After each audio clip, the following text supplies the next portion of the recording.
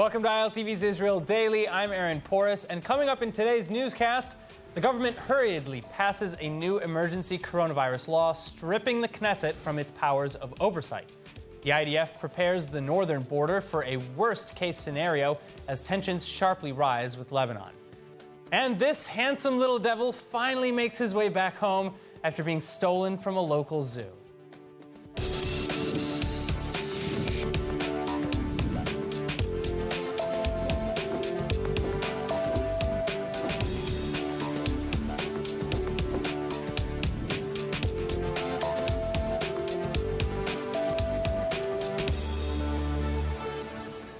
New laws and new leadership. Israel's fight against the coronavirus gets a facelift, changing the game and giving new powers to those making the big decisions, as at least 260 public transport infrastructure workers enter quarantine.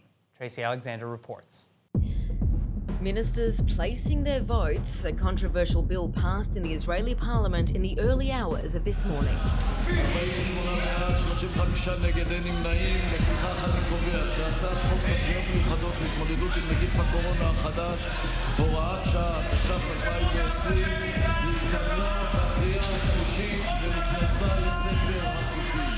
The so-called Great Coronavirus Law will come into effect August 10th, reducing parliamentary oversight power.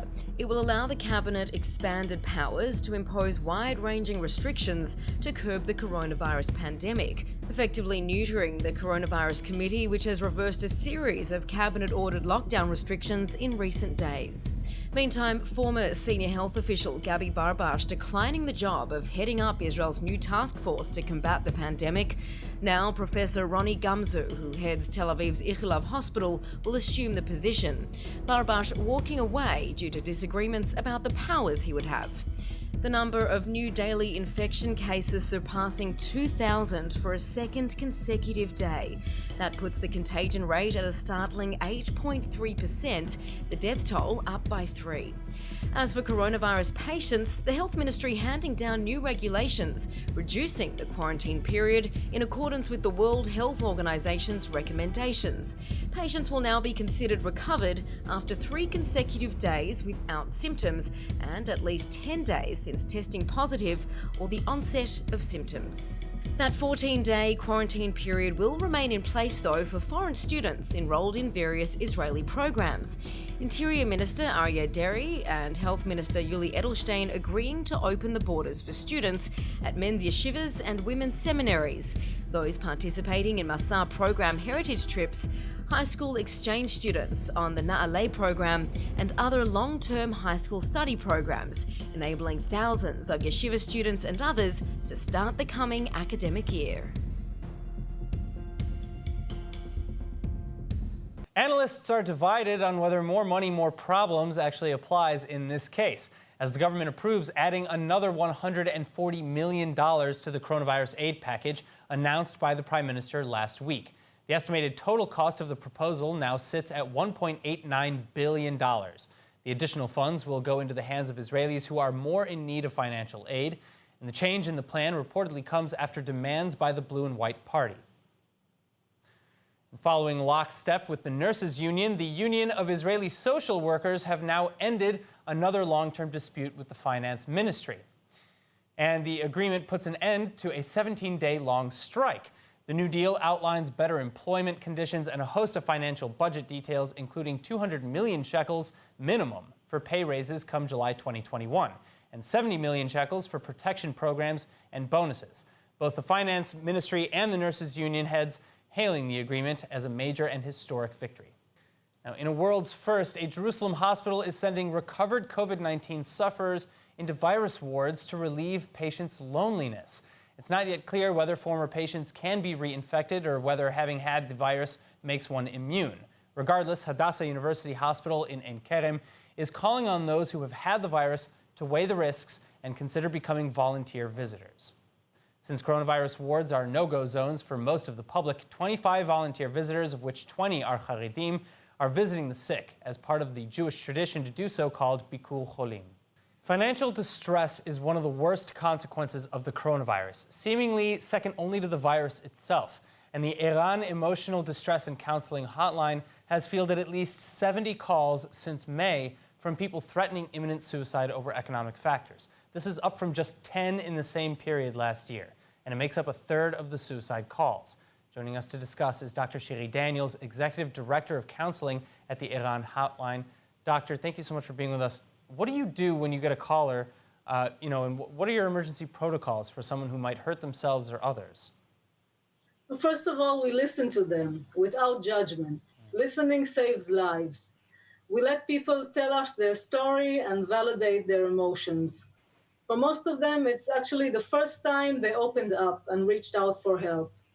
When we conduct an initial risk assessment and understand that the caller's life is an immediate risk, we contact emergency forces in order to prevent suicide and save lives. And since June, we activated this protocol 3 times a day on average, as opposed to twice a day previously. What kinds of people are most likely to be calling in right now? What's the profile of the demographics? Well, there's no one profile for dealing with emotional pain. It's a part of the human condition. Human life is filled with crisis, and none of us can escape it. We all share the same reality and are in this together. We get calls from men and from women at all ages, youth, soldiers, parents, the elderly, all over Israel. They are answered by our extremely dedicated 1,400 volunteers and staff members in Israel and in North America. It's incredible. All right, now we mentioned that economic factors cause up to a third of these suicide calls. What makes up the other 2/3? Well, at Iran's hotline and online service, we are experiencing a dramatic spikes in calls from 500 a day in routine to over 1,000 calls daily. People share with us their emotions of anxiety, stress, and loneliness. Many of them talk about conflicts with family members, and also domestic violence is sadly on the rise.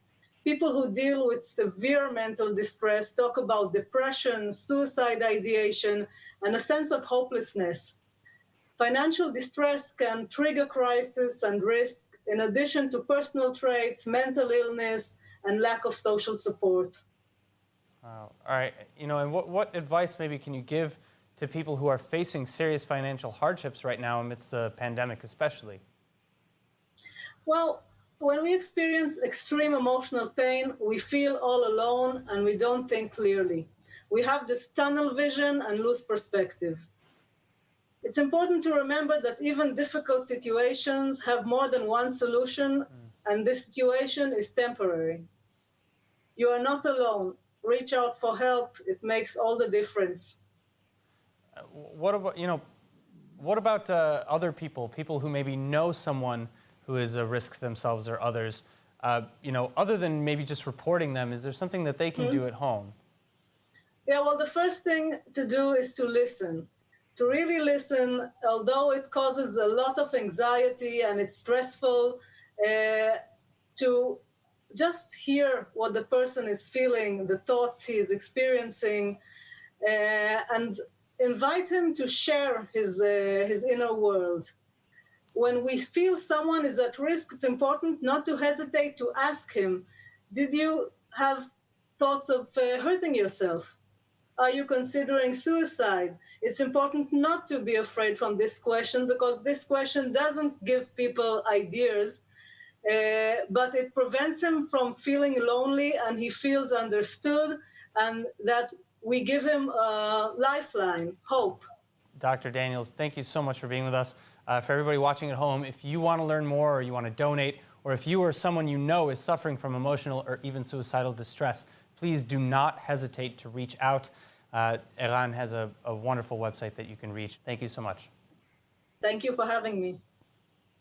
Now, for a moment, put yourself in the shoes of a coronavirus patient, sick and alone in a hospital so you don't infect anybody else. Even the hospital staff is covered from head to toe, their faces concealed. So to reduce patients' sense of isolation and add some humanity back into the equation, a new nonprofit group has come up with an incredible and simple solution. Here to tell us all about it, Rafi Albo, founder of the global initiative Faces Behind Masks. Rafi, it's a pleasure to have you here. I'm really excited about this.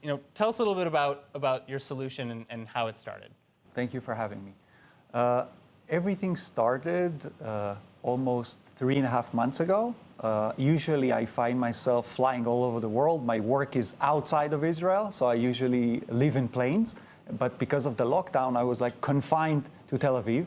And then at 2 a.m. in the morning, I see a post on my Facebook feed, and it says two students, 29-year-olds, and they say, why they don't make stickers with the faces of the doctors and the nurses, and so they can put it on their medical gear so they will not alienate the elderly patients. Please help us, support us. I said, what? This is amazing. And it was 2 a.m. in the morning. So usually, on a day-to-day, I would just like the post and go back to sleep.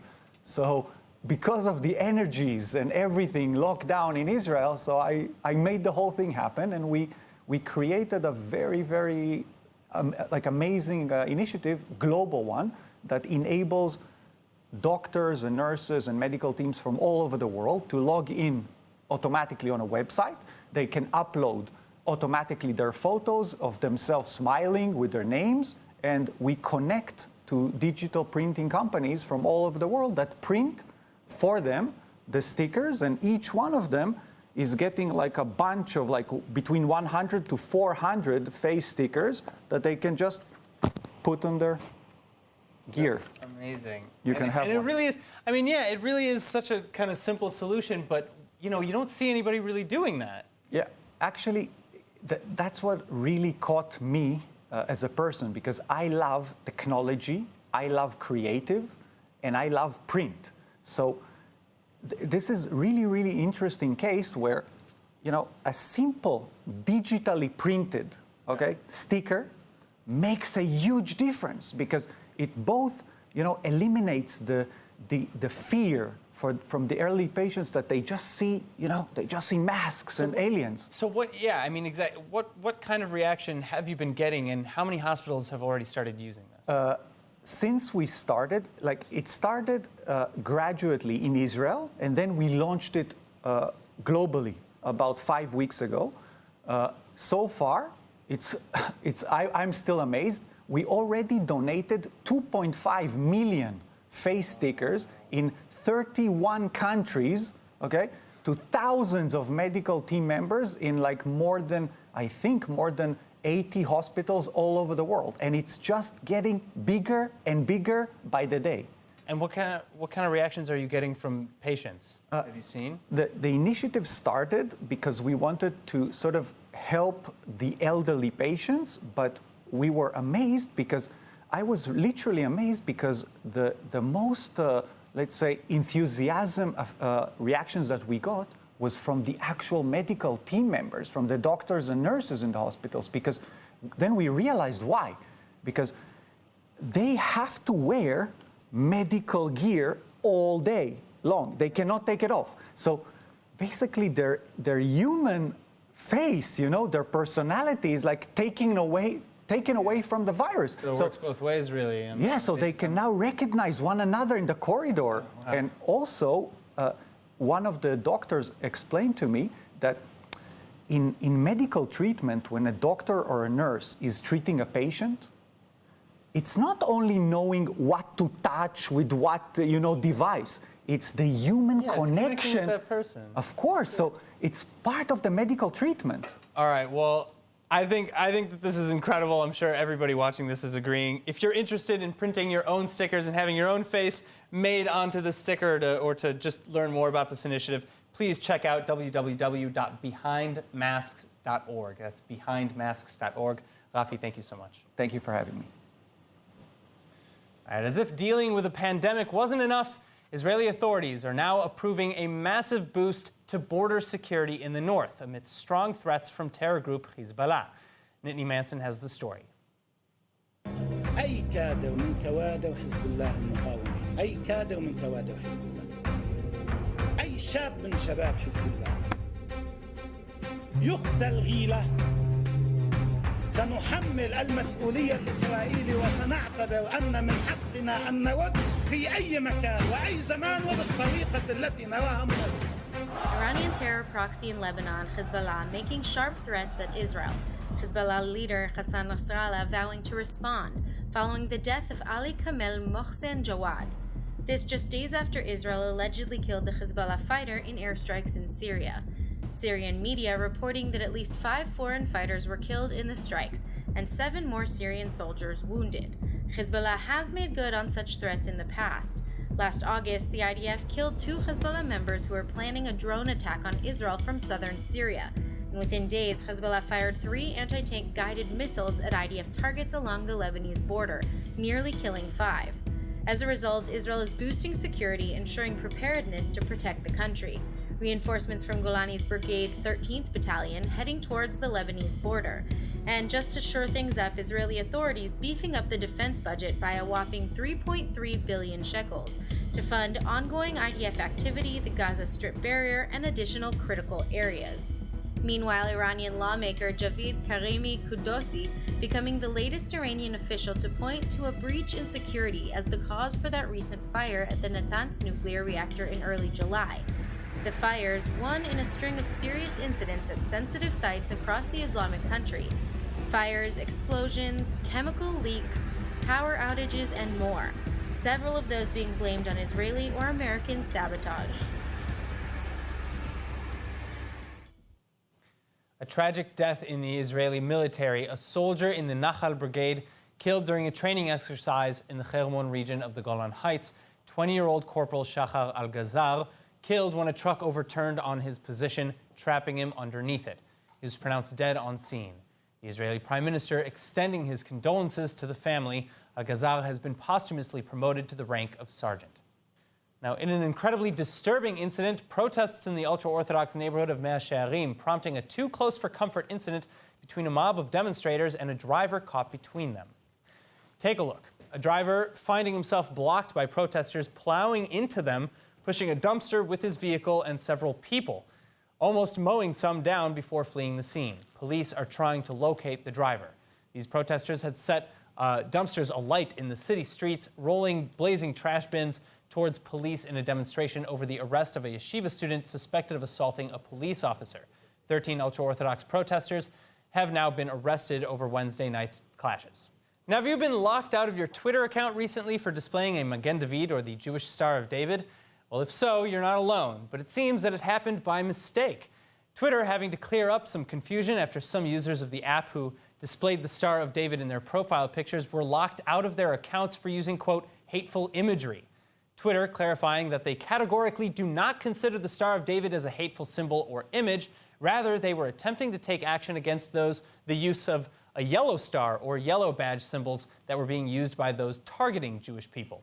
The yellow Star of David was sewn onto Jews' clothing by the Nazis to identify Jews in public. Now, the social media app saying that while the majority of account freezes were correctly actioned, some were mistakes that have since been restored. All kids should get to go to camp, and that includes, of course, sick kids. So thankfully, there's a volunteer initiative that for 40 years has been helping hospitalized children in Israel to do just that.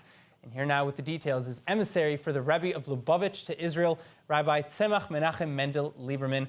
Rabbi, thank you so much for coming in. It's totally a pleasure to have you here. Nice to meet you. Tell me, so why is it important for you to invest in this initiative? You know, what was the ideal behind it? Well, we have to go back 40 years for that in order to appreciate it. Truth of the matter is, this we do in partnership together with Kolel Chabad. Kolel Chabad is the oldest social services company, the organization that works in Israel. Over 200 years, it was founded by the first Lubavitcher Rebbe way many years ago. Things have changed since then till today. And 40 years ago, I came to Ashkelon, and we set up a network of schools. We have over 1,800 children that study in our school system, from daycare center till university we have in Chabad in Ashkelon.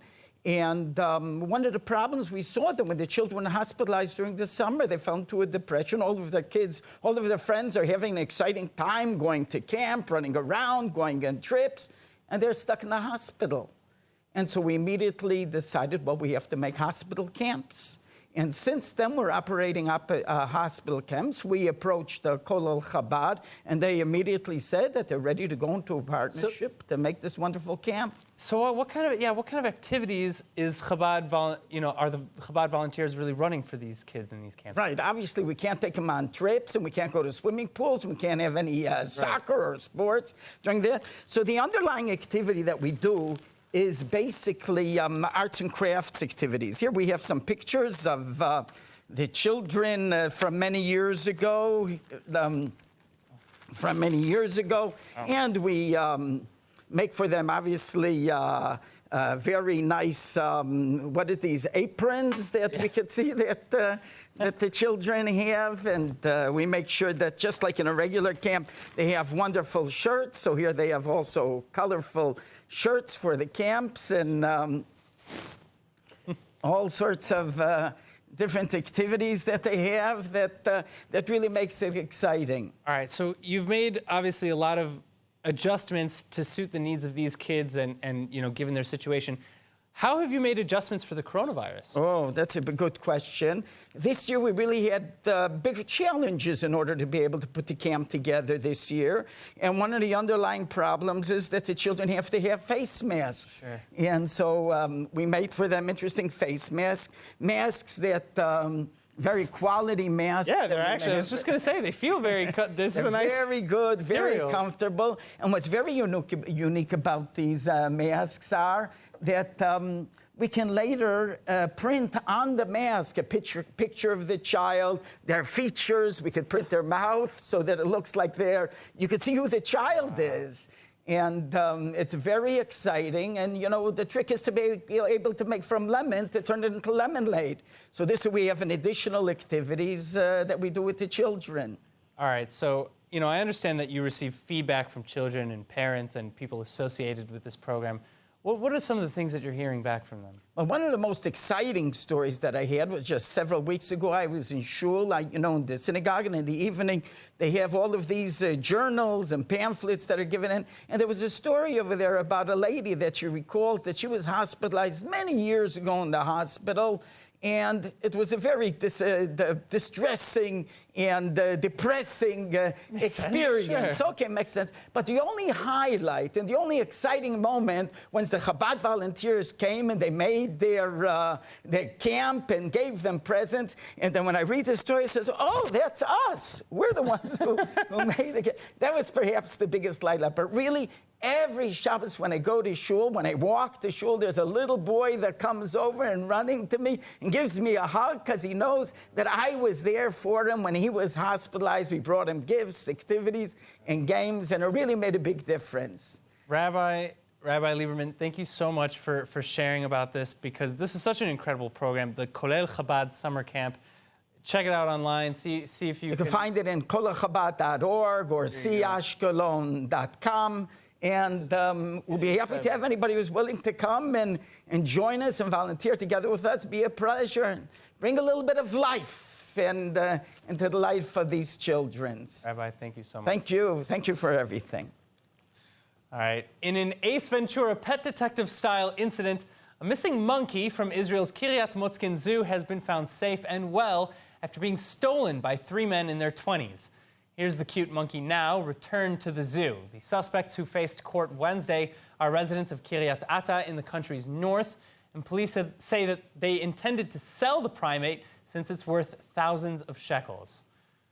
Luckily, though, it is back. All right, now let's take a look at the weather forecast. Tonight should be hot and clear with an average low of 75 degrees Fahrenheit or 23 degrees Celsius. Then the weekend brings with it more of the same. Highs in the north hitting 98 Fahrenheit or 37 degrees Celsius, 89 Fahrenheit or 32 degrees Celsius in the center of the country, and 106 or 41 degrees Celsius down in the south. And now, before we go, let's of course take a look at what's going viral in Israel.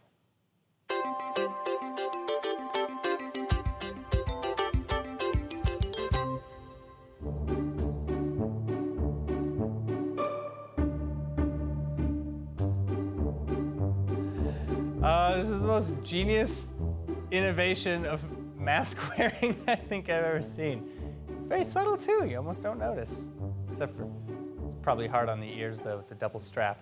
But that's it for today's news. Today's exchange rate is 3.42 shekels to the American dollar. For more news from ILTV, please like ILTV on Facebook, follow us on Instagram, and subscribe to our YouTube and Roku TV pages. I'm Aaron Porras, and thank you so much for watching.